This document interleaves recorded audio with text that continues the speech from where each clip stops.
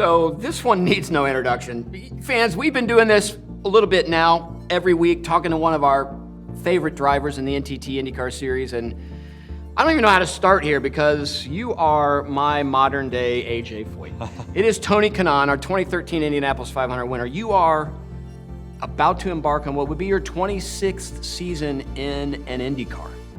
We were just talking a minute ago, this well over half of your life, you've gotten up as an IndyCar driver every morning when you wake up. I mean, think about it, I'm 48, but it's actually a pretty cool remark because if you think about it, Doug, all I wanted it to be as a kid was an IndyCar driver. So, in having lived more than half of my life as an IndyCar driver, it's pretty cool. There are not a lot of people in our 110 plus years of history that could say, I spent a quarter of a century as an IndyCar driver. It is, and not just as an IndyCar driver, as a competitor who every year you have a chance to win. You finished third in the Indy 500 last year. If you'd have told me after that red flag who you're putting your money on, I'd have taken everything and put it on Tony Kanaan to win that 500. You are there at the end of every race.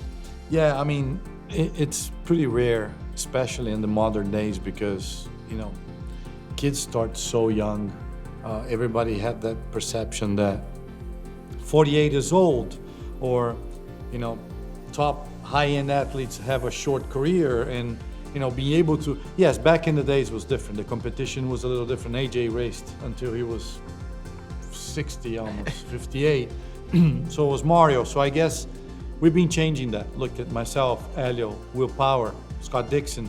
And I think our generation started it saying, you know what, we're going to take care of our bodies. We're going to be, and we actually were able to extend that. So to me, obviously, if you had told me 26 years ago that this was going to be happening today, I was going to say you were dreaming.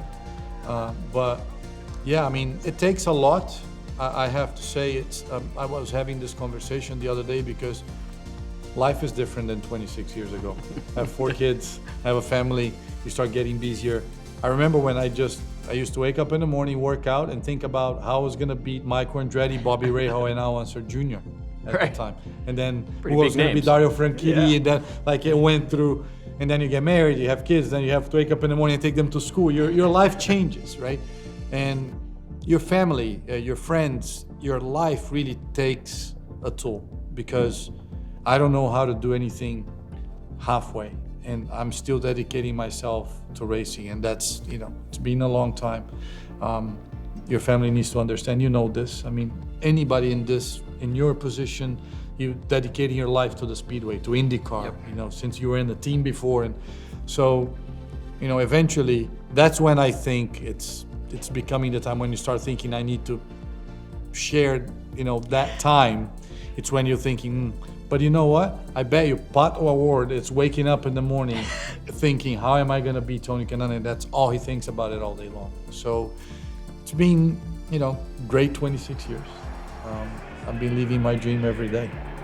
Well, this will be 22 Indianapolis 500 starts. You got that win that's really important. It's our 10th anniversary, right? Yeah, it is. Right. Together we 2013. People ask me, "What's your favorite Indy 500?" 1977. When my dad took me my first one, and my hero AJ Foyt wins.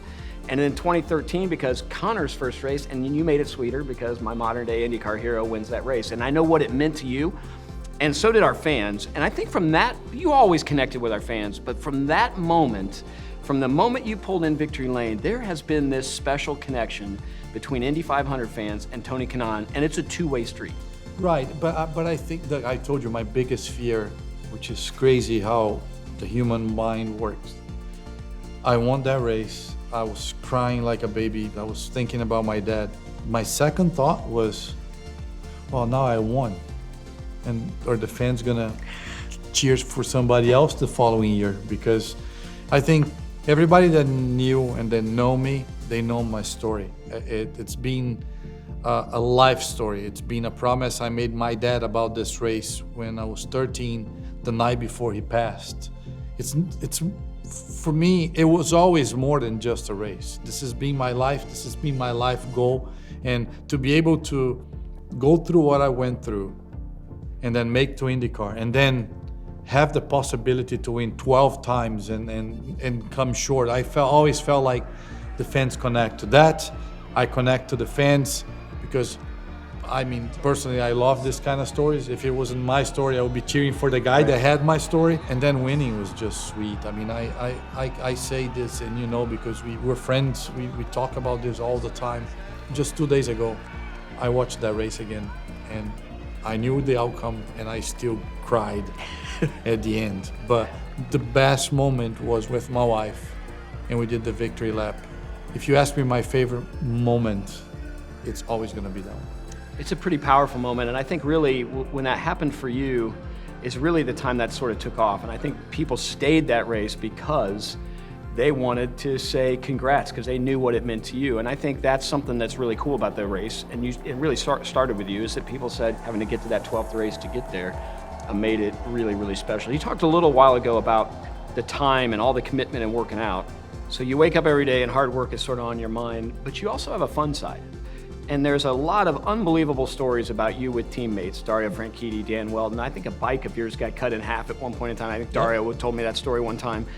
How much fun has it been outside of the race car with some of the unbelievable race car drivers you've gotten to be teammates with? I mean, Doug, life is fun, right? And believe it or not, the month of May has always been the time that we spend We're cutting your bike up back here.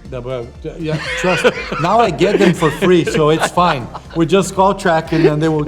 Before I had to pay for them, and it was a $10,000 bike, by the way. It wasn't like a. Okay, I'll tell the quick. You gotta tell this story. The story. During the month of May, ESPN was doing used to do the broadcast. We're live for Sports Center, and I'm on Sports Center, so it's like wow. So we're doing basically just picture. We're right here, and it's live, and I cannot.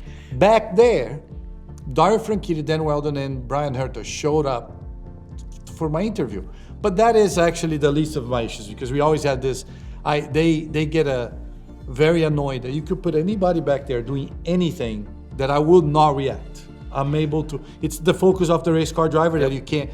You could be, I don't know, doing whatever you want back there. I will not laugh. Dan couldn't do it. If I would show up behind the camera, he would start laughing. So they showed up. I'm like, yeah, here you go. They're gonna try to, because it was always a thing. And all of a sudden, Dario raises behind the cameraman, raises my bike, my road bike, and I'm like, I'm still talking. I'm like, those dumb A's. Herta pulls out a chainsaw, and I'm like, and I'm still talking. And they just started cutting my bike. So I'm trying to keep it cool. We're live on ESPN. Like, anyway, cut the bike in half while I was doing the interview. I was so mad. Like pranks have limits, which never did.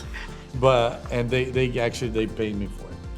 That's pretty But crazy. you know what I did though? The most fun part is, so they gave me cash, $7,000 in cash to buy a new bike.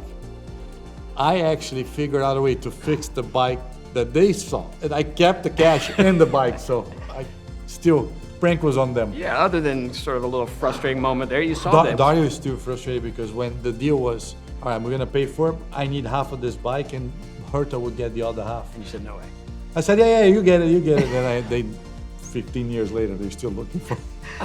That, some of those stories are epic, and I hope that at some point in time you write the book, because I know Dan Weldon meant a lot to you. I know Dario, and you guys, you won the championship in 2004. You finished every lap that year, which is insane. I view you as one of our best Indy 500 champions ever, and I think in your heart and in your mind, that's probably the thing you lead with. I'm the 2013 Indy 500 winner. I mean, no disrespect to the champions of our series. I'm a champion myself, but my life changed, Doug. You know the story. I mean, we didn't have the fundings to continue that year in 2013 after the 500 with the late Cal Coven and Jimmy Vasser, and 10 years later I'm still here. So then I get introduced as an Indy 500 winner. My name has changed. You know, I mean, my name is not Tony Kanaan. It's the 2013 Indy 500 winner, Tony Kanaan.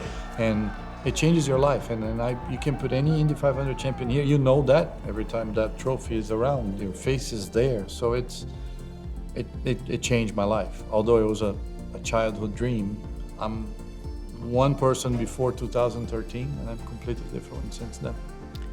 There you go, ladies and gentlemen. Our 2013 Indianapolis 500 winner, the 2004 NTT IndyCar Series winner, One of the most popular drivers ever to race at the Indianapolis Motor Speedway. This will be his 22nd attempt and his 10th attempt to try and win it a second time. TK, thanks for all you do for us. Much. Well, and thanks, Doug. Thanks, all the fans. We have a great time every month. Doug and I get a kick out, of everything. And believe me, I think this man here and anybody that works at the Speedway, they wake up trying to show you guys the best experience ever. And you guys have the best team, and let's go have some fun.